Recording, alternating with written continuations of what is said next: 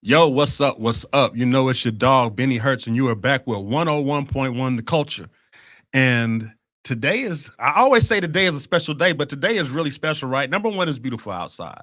Number two, I got my brother in the building with me. And, a lot of times we talk about the music culture, but we're going to get like really deep, deep, deep in the culture today. You know what I mean? That's right. We're going to talk about some stuff that's going to impact your life, impact your pocket, and impact your mind. So today I got my brother, Professor H.A. Jabar. What's going on, bro? Peace and blessings, man. I'm happy to be here with you, brother Benny. I'm excited. Man, I am too. So, we got a chance to chop it up a little bit before we decided to do this. And of course, you've been working along with my brother Ant Ski here at the community center for a while. Yes. And we've never got a chance to connect. So this is like a big blessing to me because I'm always trying to stay tapped into all of the stuff that we got going on here. And you getting the chance to come on here, man, this is just like I'm turned up a little bit. I'm turned up a little bit today. So well, I'm straight West Coaster, man. Okay. I graduated from Arizona State, so that was my West Coast experience. Okay. You got that West Coast flavor. I do. We down south, but I still got love for the East and the West. Okay. You know what I'm saying? So I'm happy to be here with you. Yeah, I was born here in Birmingham. Okay. Moved to California when I was 6. Lived in Albuquerque for a while and Okay. kind of traveled the coast during my youth. Right. And of course, I'm back home. So Birmingham is always home, but I always say Cali is the house. No doubt. No doubt. No doubt. No place like it. For sure. So before we get started, I want you to introduce yourself a little bit to the people. Tell them a little bit about who you are. We always said where you're from. Let's talk about where you're from and just a little bit about your background because we're going to get deep in your business a little bit later on. But all right. Give me them 3 real quick. Okay. My name is Hashem Jabar. I was born Quinn Foster. I'm in the record books. Okay. As Quinn Foster, so nobody can deny me. I'm in the record books. Okay, I got you. All over this country. I'm a Moorish American, but I've been labeled as an all-American according to sports. Okay. So you can look me up as Quinn Foster. But I grew up in the Washington D.C. area. Okay. They call it the DMV, District of Columbia, Maryland, and Virginia. Okay. It's kind of like that New York tri-state area, but the D.C. version. Got you. So that's where I'm from. That's where I live. That's where I grew up. No place like it. They say DC it's not a state. It's not a country. DC is not a state. It's not a country. It's not a county. Okay. It's the nation's capital. The nation's capital. Taxation with no representation. Ooh, that's kind of cold there. DC zone. So that's where I grew up. That's where I live. I had a long athletic career as a wrestler there. Okay. Went on to do many things in that field. Okay. But I'm a professor of business and entrepreneurship, written a couple books, and I'm here to share some of this knowledge with you. And I grew up on that hip hop music. I grew up on go-go. Okay. But I grew up on that. There you go. Okay. See, that was one of the biggest hits that go-go provided to another group, Kid and Play. Right. We're gonna dig in the crates a little bit on that one. Okay. But yeah, that ain't nothing like it. Yeah. Man, you just took me back, man, because I as coming up in hip hop, I really started out more or less like a dancer. Okay. I don't look like it now, right? But I used to be able to get my groove on. No doubt. You still get your groove on. Every now and then, I'm gonna get my groove on and get my walk on. All right. Okay. Okay. They know what it is. No doubt. When you think about a lot of stuff that you touched on in your background and being a part of this evolving culture, what are some of the biggest things that you think that impacted your journey from where you started, how you fell in love with not just the culture of music, but our overall economic development, mental development, music, and even sports? How did you fall in love? Take me down that journey a little bit. Well, sports, I say wrestling was my first love. Okay. My father wrestled, my brother wrestled, and so I kind of just fell in line, in that regard. So it definitely was my first love. It was a way to express myself outside of the classroom. I didn't like school like most young people. Okay. But I had the opportunity to express myself through sport. And so that was the way that I really excelled and took to it. And I was very coachable. Okay. I was athletic like a lot of us are, but again, that was my first love. In regards to music and the culture, again, I grew up on hip hop, go-go music in DC, Chuck Brown, Junkyard Band, Backyard Band later, Rare Essence. And See, you touching on some stuff that these folks might not know about now. this is the music of the gods that the Congo drum, the bongo drum, the cowbell. A lot of us heard that EU, Yes, Sugar Bear doing the butt. That was a big record. national, record, circulated internationally or what have you. But growing up on that music, again, it's the drum is the drum itself is a part of our ancient culture and history. You touched on something. Because I heard a recent, I think it might have been DJ Premier say something recently that hip hop music wasn't meant to be played on laptops. It was meant to be played through large speakers, largely because of the percussion. I don't think he said percussion, but because of the drum. Okay. You know what I mean? So I'm going back to hip hop music and our connection to the drum, the bongo, the Congo drum, the cowbell. You know what I'm saying? This is our ancient way. This is our way of long lineage. Keep in mind that the oppressors, they took the drum away from us. They did not want us to have the drum. You know what I'm saying? Because that was a way of communicating that they couldn't understand. You know what I mean? So yes.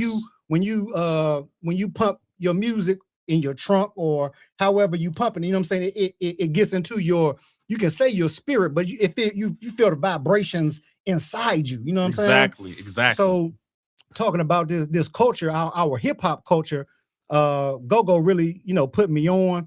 But then being, you might say, an 80s baby, I was born in 78. Okay. So growing up in the 80s, later in the 90s, some of those early hip hop entrepreneurs like Russell Simmons. Okay. Who had his own label. Right. Who had his own groups. You're gonna find him in a couple go-go videos, you know what I'm saying? Right. But he was a mover and a shaker. He was making things happen according to his own desire. He was his own boss. I mean, he had larger distribution deals and things of that nature that he dealt with. But again, Def Jam Records was his. You know what I'm saying? So man, that was an icon at a certain way. My father was an independent lawyer. Okay. So he worked for himself. Growing up with my father, I never saw him punch anybody's clock. Wow. I never saw him work for anybody. He always worked for himself. And so the entrepreneurial spirit, has always been in you. It's been around me. And the culture, hip hop music, went further to drive it home. Because this, again, like Wu-Tang, in high school, Funk Master Flex, when he came out with the mixtapes early. Yes. The DJ Clue mixtapes, go on and on and on. But again, the entrepreneurial spirit being so heavy into the music. People don't like to say Sean P. Diddy Combs, but again, he was a big influence. He was a major influence in the business. Because he was his own man. He ran his own business, Bad Boy Records. He had, later it would become a number of other independent artists, Rockefeller Records, Jay-Z. You would go and see them make movies, have their own clothing line. Yes. So the entrepreneurial spirit, at home with my father, then also through the music, my best of friends, shout out to AP2. His father was an entrepreneur, had blackstocks.com in the early 90s when the internet first came online. Okay. So, being free, being an entrepreneur, some people call it a hustle.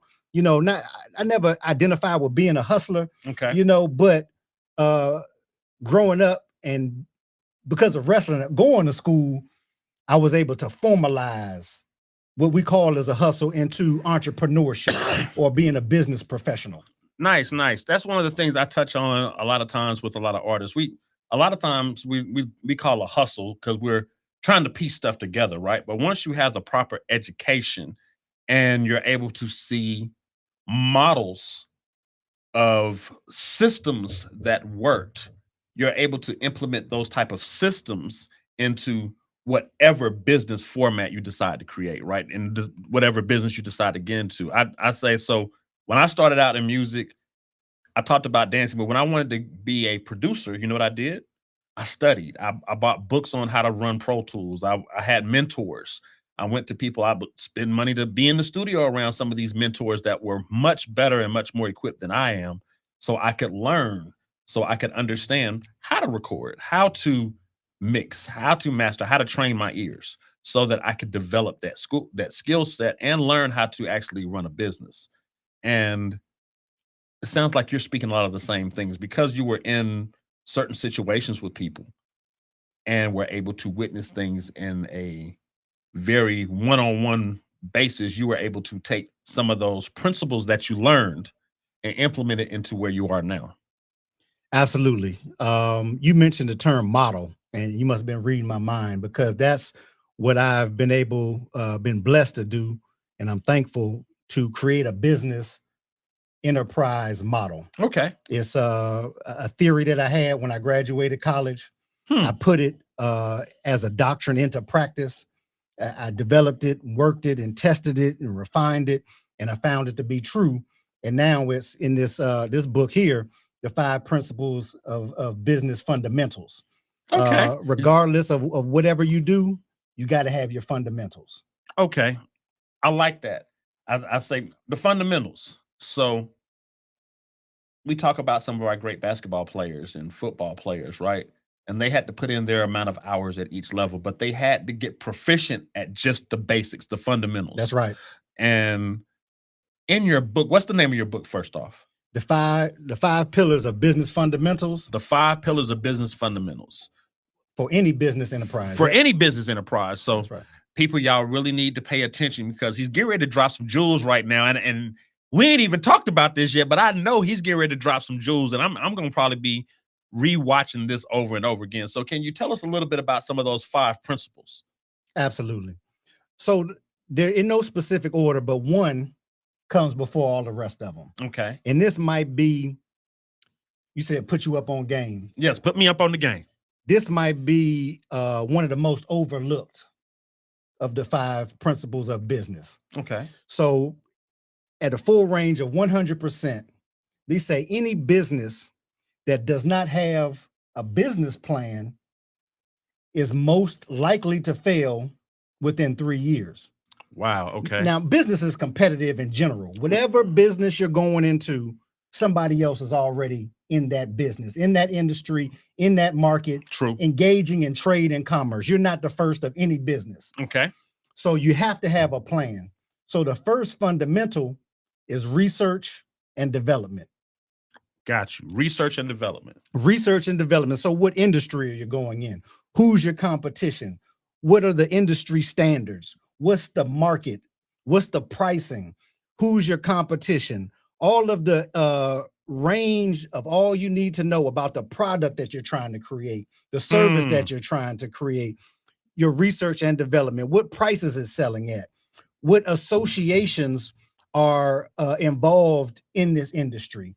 What professionals are engaging in this? And what's the profitability of producing what you're trying to produce? And can you make a profit? So sometimes you might find it's very difficult to make a profit. If you're going into the grocery business, you find that the profit margins are very small. So you need to sell a lot of volume just to be into that business. Got you. But if you don't do a business plan, and that's not all research and development is about, but that's a part of it. If you don't do a business plan, you're likely to go out of business very quickly. If you go into business, you're likely to fail regardless. See, that's the nature of business. You're likely to fail. fail. You're very likely to fail. Absolutely. Wow, that's deep, y'all. And so I talk about this in a very, maybe a scaled down version of this, but I always say, so like I talked about, if you decide to be a rapper, you need to study the business of rap, not just, hey, I can rap. I can rap and I have no desire to be a rapper. But in order for me to get into the music business, I studied the business of music. How is the money made? Who is involved in the music business? Who are the top distributors? Who are the major companies? Who's my competition? If I'm going to be involved, who's my competition at my state level, right, my regional level, right, my international level, my national level? And how do I play a part and how do I generate revenue from that? So those are some of the things that I studied, but you just went really deep and said, you're likely to fail anyway. That's the nature of business. Most businesses are not set up to win. So these principles help level the playing field, would you like to say? So imagine going to McDonald's, driving through the drive-through, you say, I want a number one. Okay. I want a number two. I want a number three. It's a number one is a standard group of food that you're going to consume. Okay. So in this business enterprise model, the HAJ5P, it's a standard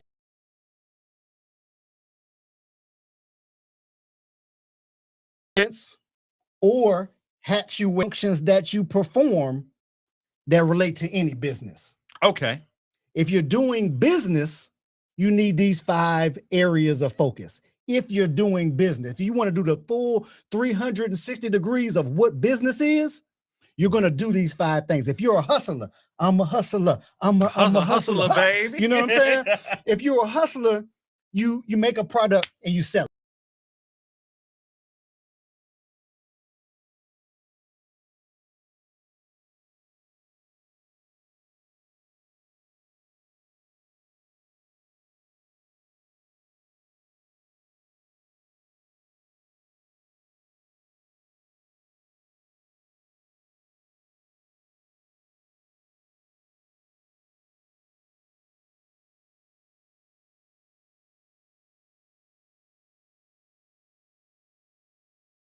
Can you dribble with your left hand? Can you dribble with your right hand? Can you bounce pass? Can you bounce pass? Can you chest pass? Yes. Can you go from the basket to the left side layup? Can you go on the right side? Fundamentals. 10 for 10. Fundamentals. 10 for 10. Execution. Free throws. 10 for 10. Right? So before you get to the no look and behind the back, through the legs, all of that's good. But you have to master the fundamentals if you want to go to the next level. Okay. I'm with you when you write. I'm with you all the way when you write. So we talked about step 1. What's step 2?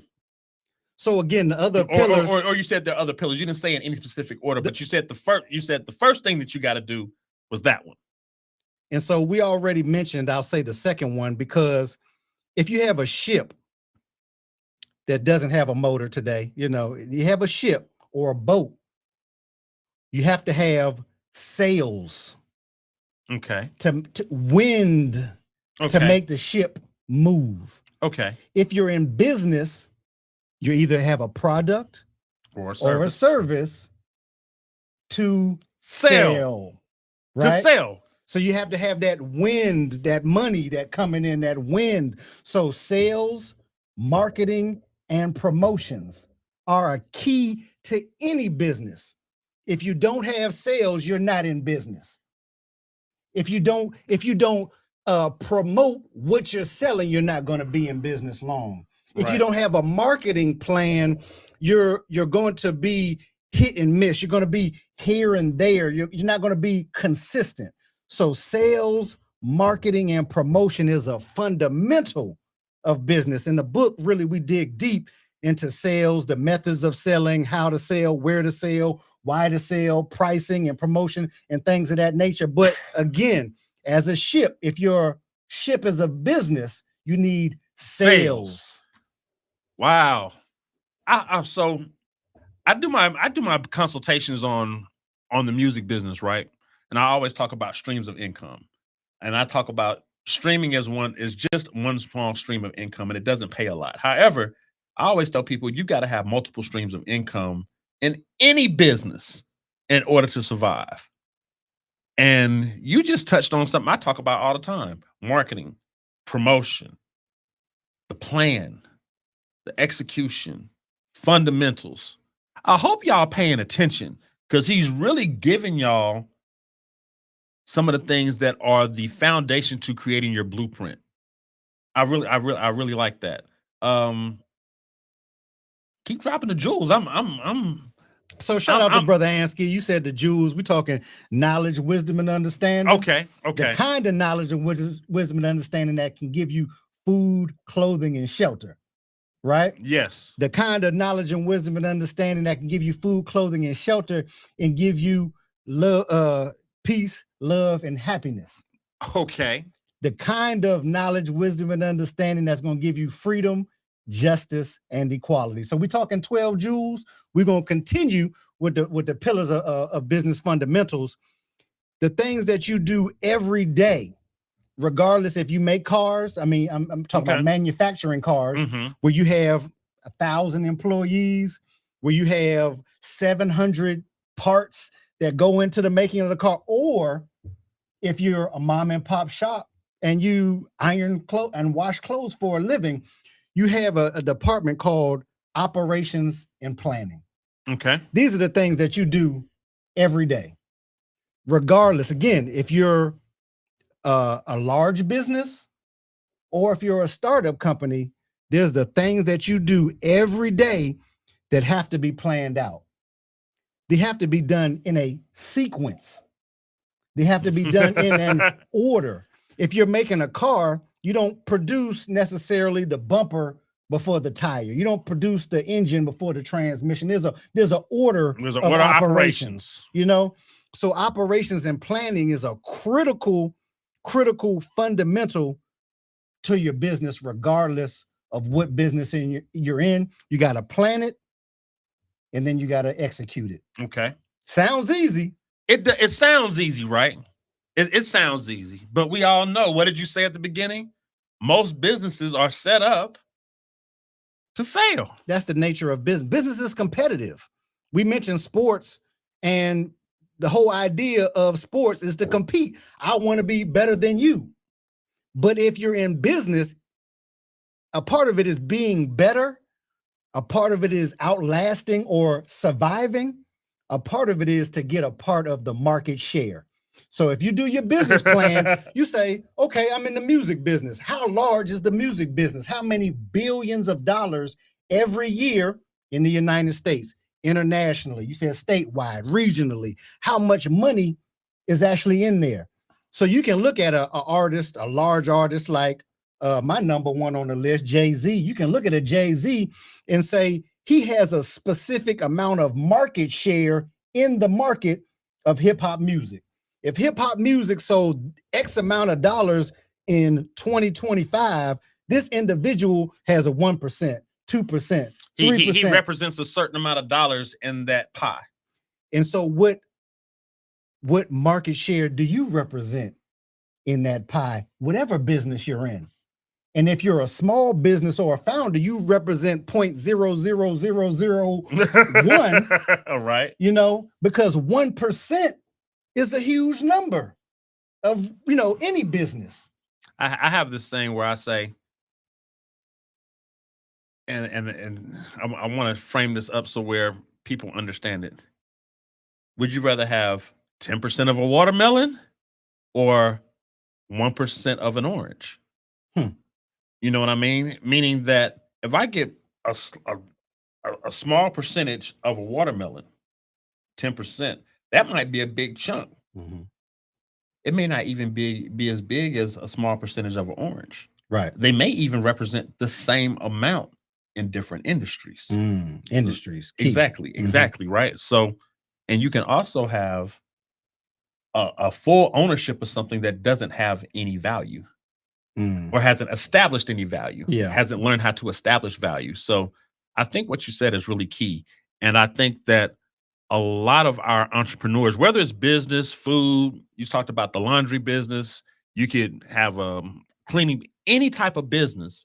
I think you just hit on some key things. So what made you write the book?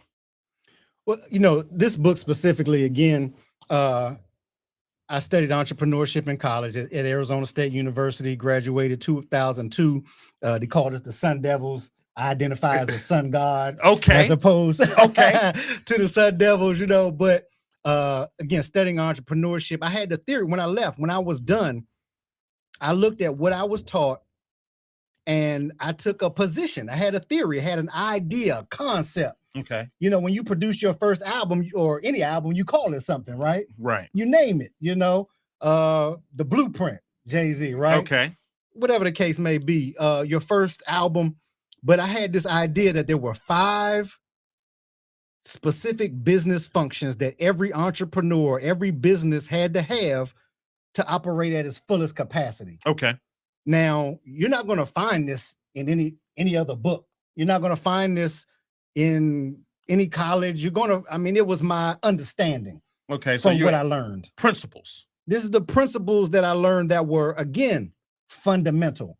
I went to Arizona State and I went there on an athletic scholarship, and I was 18 years old, but I started wrestling at 6. The same things that I did at 6 years old that I was taught by coaches, I was taught later at 10, I was taught later at 15, I was taught later at 18. These are the same things that I was doing, but I had to have a level of mastery of them. So these fundamentals, same things, I had to have a level of mastery to do them. And that's what really got me a scholarship. Okay. So my respect for the fundamentals, nobody's gonna, I shouldn't say nobody, but people may not respect dribbling at a high level. They might not respect the bounce pass at a high level. But if you go from high school to a top 10 college team or to try out for a top 10, that's the things that they're looking for. They're looking, can you execute the basics at a high level, the fundamentals? Your basketball IQ. You know what I mean? You have to have an understanding of these fundamental things before I can teach you advanced tactics and strategies, and therefore you can apply them. You really just, you know what I mean? Yes. So I have a strong respect for mastery, a strong respect for the fundamentals. So when I learned these fundamentals through various means in college, I took them with me. I was an eBay seller. Okay. I sold juices. Okay. You know, in the Nation of Islam, I was lieutenant in Washington, D.C. I had a squad. We would sell incense and oils. Okay. We would go and buy them wholesale on New York Avenue. And then come back. And so we break them down, you know. But again, I had to have marketing. I had to have a plan of where I was going to sell it, how I was going to sell it. What's my sales pitch? What am I going to price them at? What are other people pricing these incense and oils at, right? Because you want the only person out there selling incense and oil. It's competition. Okay, gotcha. On this block and the next block. Okay. Right? And so through the various business opportunities, I later, with my beautiful wife, helped out as a nonprofit executive running Racial Justice Now. We've handled over $1 million in operational funds, and I had the opportunity to distribute money, to see how this money is distributed, okay, and to make our, I said earlier, in business, you're dealing with products and services. In nonprofit industry, you're largely dealing with a constituency. Okay. So you might have customers. As a professional, you might have clients. And in other realms, as the mayor, you might have a constituency. Okay. Right? So how do you serve your constituency? So again, operating from this budget, I was using this template of these 5 fundamental principles as a theory, but now it's become a doctrine. It's become my way. It's becoming my thought process, the way that I'm moving, the way that I'm utilizing, the way I'm applying it. Mm-hmm. And to that point, further, I documented it. I said, this is mine. It's original. I explained it, wrote it down, and published it as a model of my own. So the HAJ5P will help you rocket your business to success. Man, what? Man, you got me hyped up over here. Because see, business is my thing. I love music, but I love the business of music. Yes. I like to help people grow, which is why my company, Bond Productions, is called Building Owners in the Music Business.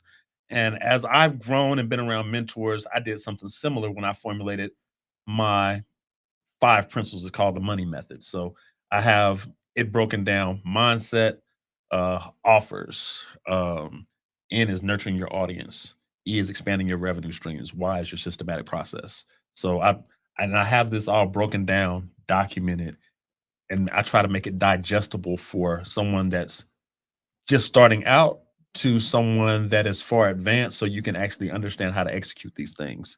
And your process just makes me open my eyes to understand that in order for me to even get to certain areas, there had to be a certain level of mastery. There had to be a certain level of trial and error. where we messed up a lot, but we learned. You want to call it messing up. Sometimes I call it was a lesson, right? Testing. I was testing, right? And now I've gotten to a point to where I feel as though I've been able to prove that these are proven methods, not just through myself, but what I've learned from others and been able to grab something from here, implement it, grab something from here and implement it, watch other people implement certain things so that I can put together my own doctrine, test it, and watch it work. So we've witnessed the Benny Hurst model. We're gonna call this bad boy the BH. The BH5 205.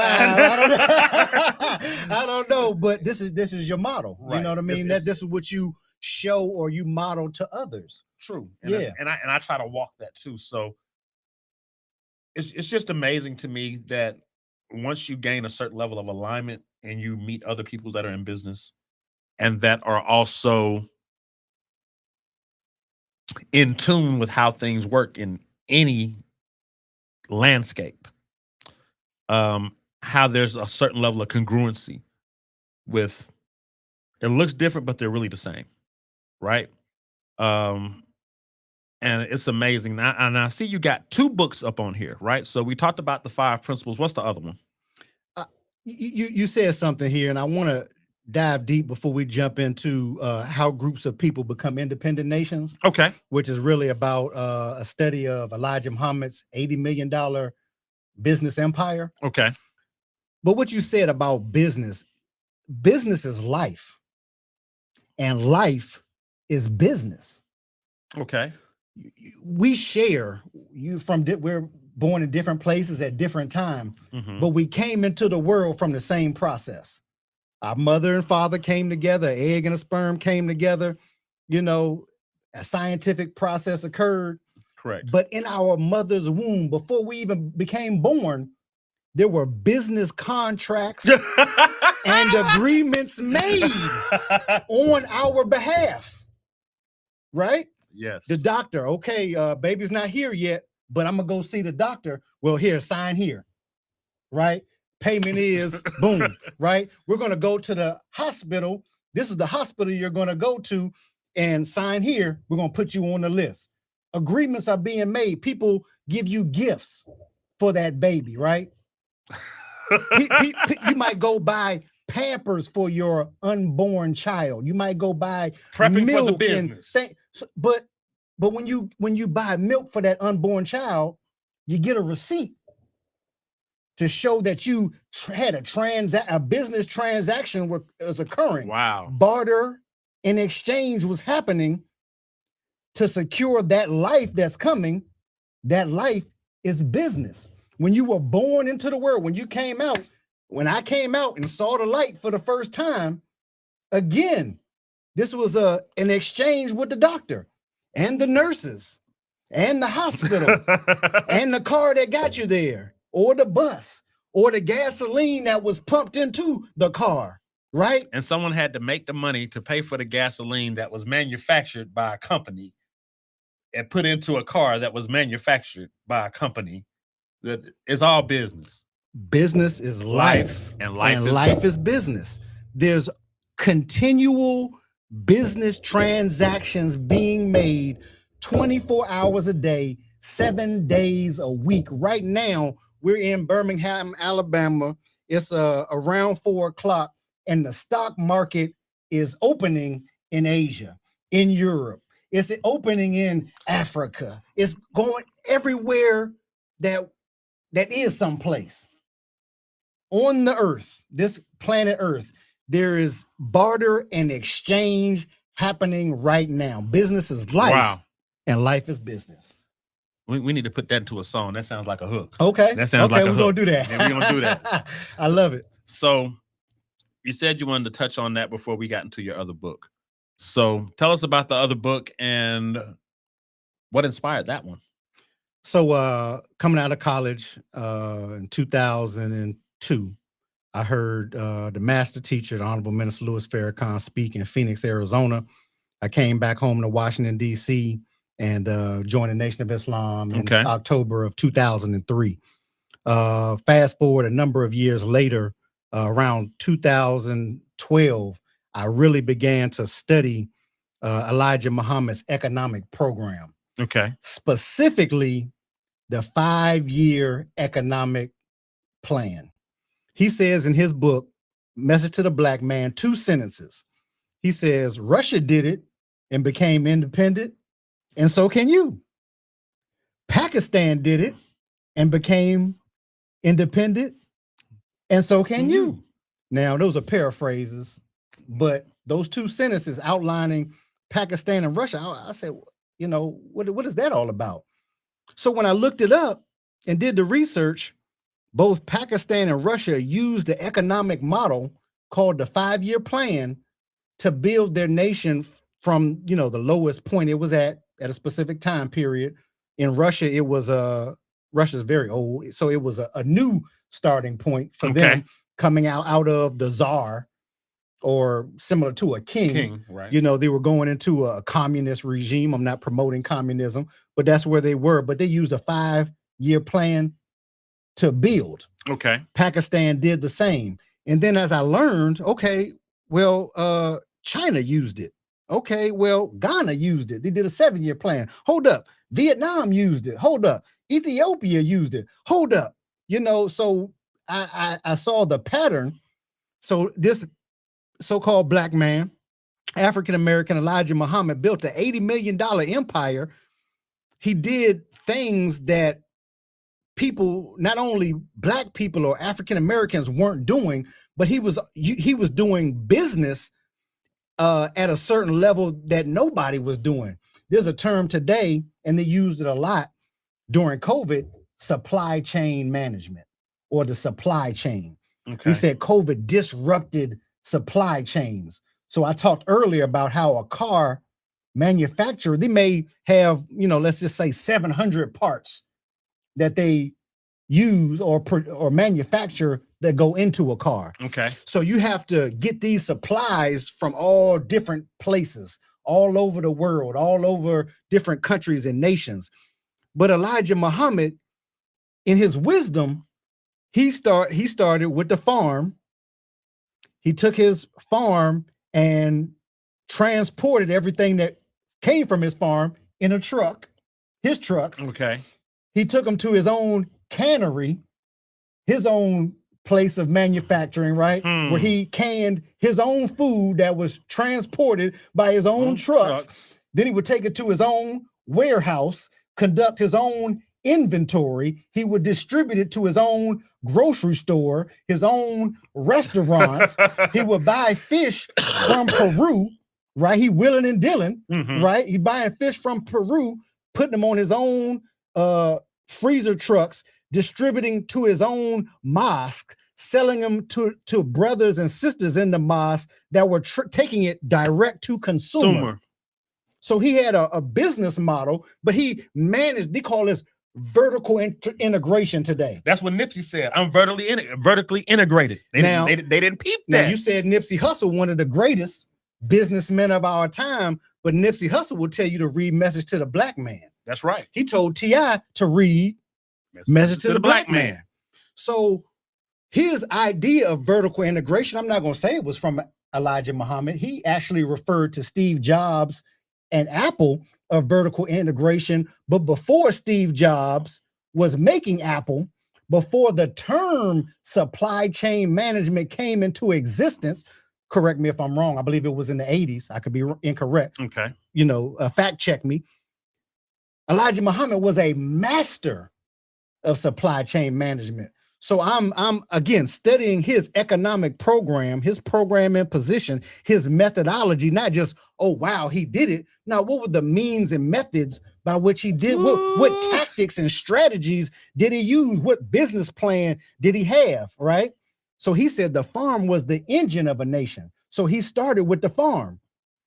But the cow gives you milk. Okay, I'm gonna get a baby's milk, but the cow also gives you leather. Okay, I'm gonna make leather purses. The cow also gives you cheese. Okay, we're gonna have some cheese, not just money or cheese or dead presidents. You know what I'm saying? Not just cheese and cheddar, but he said, I'm gonna give you cheese. I'm gonna give you all the range of products that come from the farm.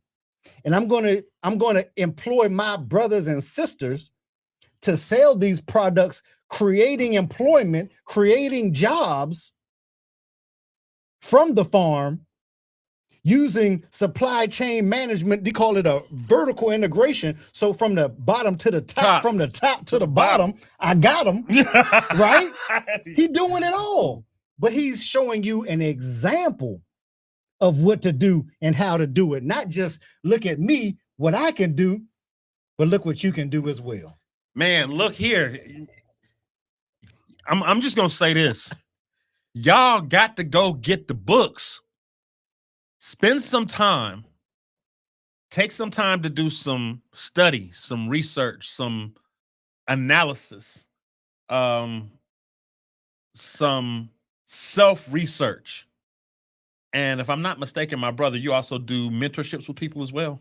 Yes, I'm a special advisor and a consultant.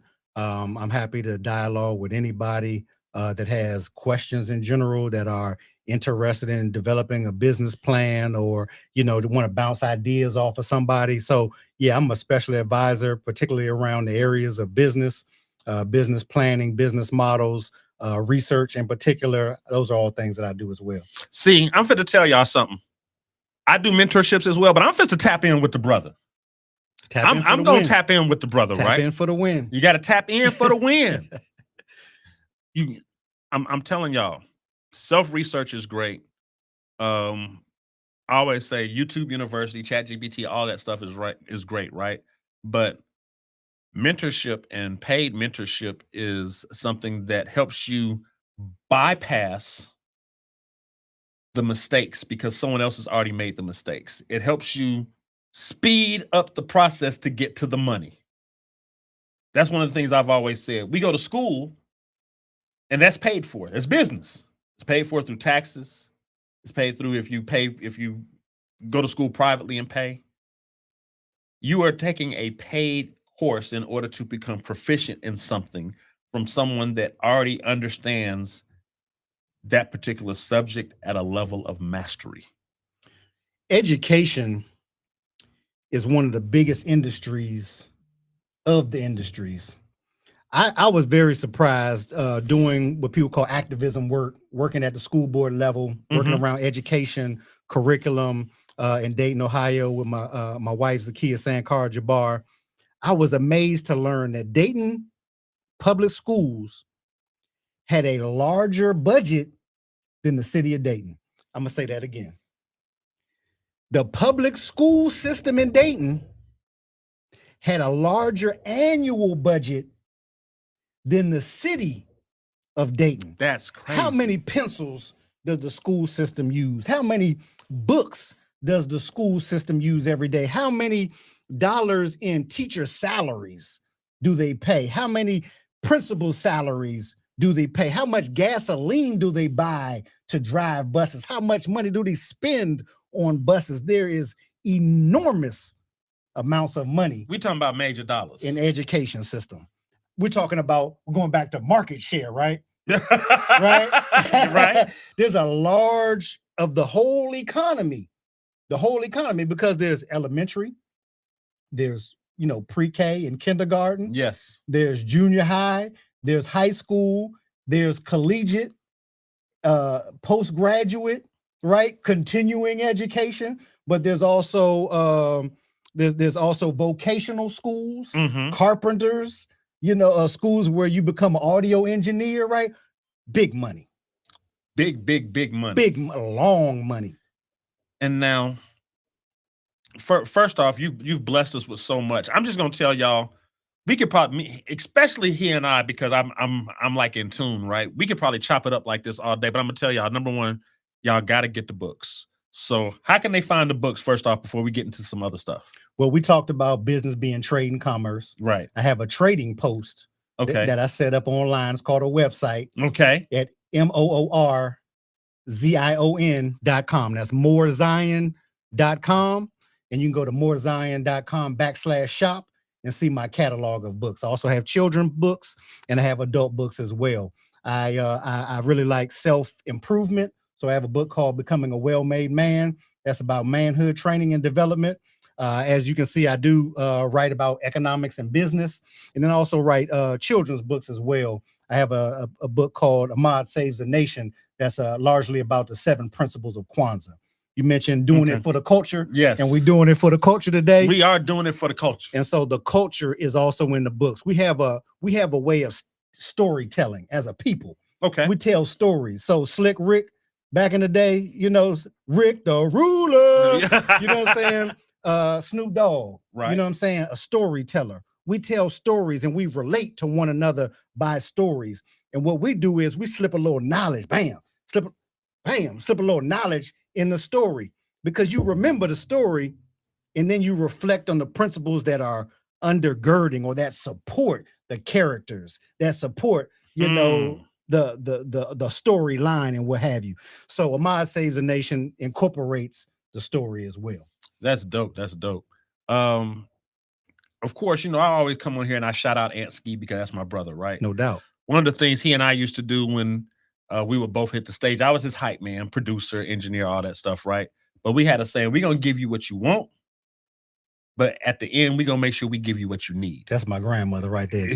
Tell me what you need and then tell me what you want. right. And that was always our motto, right? We might give you some of the gangsterism and some of the bars and some of the lyrics, but we also wanted to make sure that at the end of everything that we did, that there was a message. And it may be a street message that we convert into being positivity. It may be the story that talks about the pitfalls of this that leads to this. So we always try to incorporate that. And I think that everything that we've done has led us up into where we, founded the Crescent Culture Community Center, where we have the podcast, where we have the station, where we always want to be able to take those pieces that we got and turn it into something positive and give people a message. So, man, I'm grateful for you being here. And that's now I'm fit to dig into a couple of other things with you, right? Because we have talked about the books. You got some deep things in the music, and I'm gonna ask some things because I want the culture on the music side to be able to relate to you a little bit too. Because we're gonna talk the business, we talked the books, we talked entrepreneurship, and you talked about your top 5. No doubt. All right, so lay it on me. Who's your top 5 influences when it comes to this hip hop? This hip hop music. Well, the top 5 is always personal. Okay. Right. It depends on where you grew up. Okay. It depends on when you grew up. Yes, it does. So it's personal. Everybody's top 5 is going to range. I grew up in DC. Obviously, New York rap was very influential to me. So Jay-Z said, I've been hot for 10 straight summers. That was a lot of summers ago. Yeah. You know what I'm saying? That was a lot of summers ago. And so Jay-Z is number 1 to me. A great businessman, extraordinary, great lyricist, a great picker of beats and producers. Okay. So he stands at the top. Jada Kiss. I'm a Jada fan. Is number 2 for me. Okay. Jada. I'm a big Jada Kiss fan. That Money, Power, Respect song when he came out with that with Lil Kim on it, back DMX on it. Yeah. I think that really made me a Jada. That locked me in. And I'm gonna go with Black Thought, even though he was with the Roots crew, and you can really kind of. You want to talk about barred up though? That's a really a serious intellectual individual, but again, it's almost unfair to put him on the individual list because he's a part of the Roots crew. And growing up in high school, when I was in high school, they were big, dropping their albums. Jill Scott, Philly, much respect to Philly. I said New York rap, much respect to Philly rap. Okay. And so outside of those top 3, it gets real difficult for me. Okay. It gets real difficult for me. You can go with Rakim. The God MC. I love original God MC. But I love Guru, from Gangstar. Ooh, that was Gangstar is got to be the short shot. So there's a lot of names that you can really put it outside of those top 3 can get real difficult for me. But Big L, rest in peace. Big Pun, rest in peace. Man, it's a lot of names that you can give. So there are, right? Yeah, I'm gonna leave it right there. Okay, for sure. And I can respect all 3 because I'm a big Jay fan. He's in my top 5. you know, I grew up primarily on the West Coast, so believe it or not, my favorite West Coast artist is Ice Cube. Okay. He's probably he interchanges 1 and 2 with me sometimes, just depending on the day. Okay. You know Okay. what I'm Okay. feeling that day, right? Okay. But Cube always gonna get some play on my ride, and even to this day, you might say, okay, he don't rap like the other. I don't need him to rap like the other dudes. I just need him to give me what I need from Cube. Yeah, that You know, Predator album. at one time, Cube Yeah. was the standard. Yeah, that Predator album was classic. You know, Yeah. you know, I'm a big Nip fan. I will tell you, I'm a big T.I. fan. Yeah. Yeah. Yeah. As far as from the South, aggressive, great production. Had always had some street messages that may or may not have been impactful to others, but there were a lot of things that he went through that I could definitely relate to. And ooh, like you say, it's like me. I'm an E40 fan.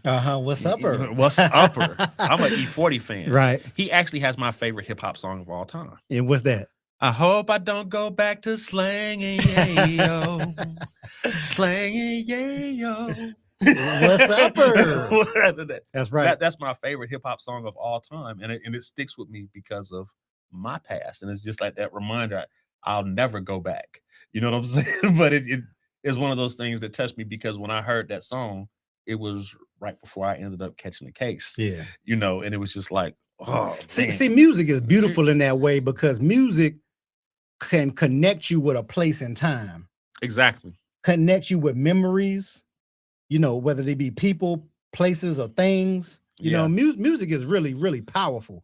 You said T.I., and I think about when I first heard him, I understood that he was more intelligent than your average rapper based on his vocabulary. You know what I'm saying? I'm rubber band man. Wild as the Taliban. 9 in my right, 45 in my other. Who am I? You know what I'm saying? And then that Nipsey Hussle, I pump that Nipsey Hussle right now. 5 chains on my neck. You know, no smut on my rep. You know, man, look. Nip. I mean, neighborhood Nip. I never knew of him, unfortunately, until his passing. You know, until the climax of his life. And sometimes that's just how God or life works, that there's a climax to your life so that your message, you know, distributes further. Exactly. You know what I mean? And so his business prowess, his vision, his technological connection to business, my man was having the tags at your retail store. You could take with your phone, take a picture of it. He was doing NFTs and all that. And a hologram was coming up. So I mean, so he was advanced. You know what I mean? And he was along that line that's saying, if God is man and man is God, man, you fit to take them somewhere that they might not be ready to go. So neighborhood Nip. Shout out to neighborhood Nip. For sure. Respect. For sure. So what else do you have on the horizon? What's coming up next for you? Man, we are continuing to do our seminars this school year. We're in the spring semester of 2026. So we got a number of seminars coming up promoting the books, promoting the idea that business is life and life is business, promoting these 5 pillars, continually training entrepreneurs. I'm still a co-executive director at Racial Justice Now. We are promoting literacy. Literacy is a terrible issue in not just in our community, but all communities. Literacy is on the decline. And if you cannot read, you cannot analyze, you cannot think, you cannot overcome challenges because you are easily tricked by words that you don't understand. You know what I mean? So again, as a co-executive director at Racial Justice Now, we are promoting literacy. We have a great document at racialjusticenow.org by Dr. Chika Akua out of the University of Clark at Atlanta, who put together a great, they call it a white paper, we'll call it a black paper of research outlining African history and our unique connection to literacy, because we've always been a literate people and we've always brought literacy to the world. Man. So we're continuing to bring literacy to the world. So reading is more than fundamental. It's more than fundamental. It's more than fundamental because not only do you read books, but you also read people. Have you ever heard anybody say, can you read the room? Yes. Are you reading what the message? Exactly. A young lady come down with her shirt unbuttoned, you know what I mean? Can you read the room? Can you read the room? What I'm trying to tell you? Exactly. You know, our grandparents used to read the stars. Yes. Right? Sometimes you would go and get your palm read or get a reading, you know? So reading is more than fundamental. And I like the way you broke that down, because I always talk to people when I talk about literacy isn't just your ability to speak the words. It's your ability to understand the words and comprehend, and also to become functional in how you use these to connect. Yes. And for me, it starts with the reading, the ability to read. Yes. Because at one time I was and some people used to say I'm smarter than the average bear, right? I was able to read at a very young age, but of course I didn't understand everything that I read. So you could say that I was able to read, but I really wasn't literate. And as I started to gain comprehension and understanding, and my mom would make me, if there was a word that I didn't understand, she didn't tell me what it meant. She said, go to the dictionary. If you don't understand the dictionary meaning, then come to me. Then I'll show you how to use it in a sentence. And then we'll practice that word. My mom was big on my education. And when I was young, I would actually go steal my sister's encyclopedias. You remember Encyclopedia Britannica? Yeah, classic. You know, so, right. You know, you had the guy that would come by. You had people, commerce business, people would go door to door and sell encyclopedias. Right. And so my mom made sure I had encyclopedias, but before I had my own set, I used to go through my sister's. Right. And I didn't understand everything, but I could read it. Oh, you're so smart. I didn't know what I was reading. And then I became literate as I got older. So I'm big on literacy and reading and just education, period. Because I think we talk about it's business, but it's a cornerstone of everything that we do. So, man, I'm super pumped. This has been a great interview, and we told the people where we can find the books. Where can they find you? Where can they follow you? What's your social media? How can they tap in? Tap in for the win. Man, I did a lot of winning in this world of wrestling, so I do like to win. Okay. It's a habit. It's habitual. Okay. So Professor H.A. Jabar. I'm on social media, H.A. Jabar, Jabar, not 1B, not 2. Ambassador for Ed. I'm on Instagram. I'm on Facebook. I'm on LinkedIn. If you're doing business, you should be on LinkedIn. Amen. If you're doing business. If you're doing business, you should be on LinkedIn. Business. For the win. Business. That's right. So yeah, I'm on Twitter. I'm on YouTube. You can check out my YouTube channel, More Zion Trading Post and Botanica. Again, Professor H.A. Jabar. I'm out there, and I'm looking forward to working more closely with our community. This 2026 is going to be a very year. 2025 was a very significant year. We saw a lot of layoffs in the fourth quarter, which is actually contrary or opposite to what you typically see. You typically see a lot more hiring in the fourth quarter because of seasonal Christmas, hires. Exactly. Thanksgiving, and things of that nature. But due to the shift in economy, due to the shift in our new president and what's going on in the world, we're seeing a lot of changes. And so entrepreneurship is so critical now. You're seeing more people attempting to go in business for themselves, creating products and services that they want to sell. You mentioned your making of an album, which is like product development. Correct. You know, wanting to provide some balance. I'm gonna give you what you want, give you what you need. Correct. And so I'm trying to give you what you want and what you need in context of entrepreneurship in this 2026. So again, I did a lot of winning in wrestling. I'm looking to help entrepreneurs do a lot of winning in their products and services, doing a lot of winning in business, doing a lot of winning in economics, and I hope to be speaking